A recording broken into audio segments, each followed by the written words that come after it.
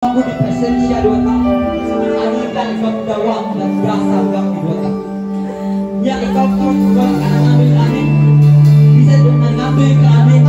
Dili na gihapon di mo kini marisik. Kung naay ko pa marisik na kinika ka pero walay digog. Nga naman, bisag kapilang ka mag-perform diha, walay digog.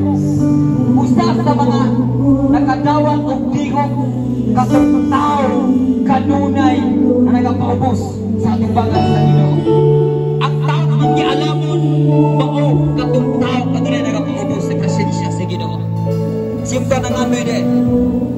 Isa nang ato diha nga magalakaw sa kahayag sa Banal Espiritu Santo. Diya sa likod. Tawag mo ni? Ano ka mo anay?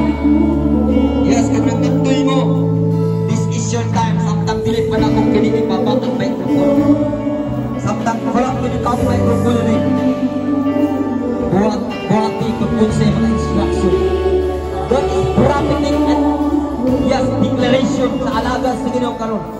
Ang tao na kagyan nga galakaw sa kahon sa Banal Espiritu Santo, maka-expect ka na ikaw magandawat sa gasa sa gitaas at imong kamot sa Ginoo. Yes. Yes. Yes. Yeah. Yes. Yes. Gusto ba sa Ginoo karon? Yes. Shikat.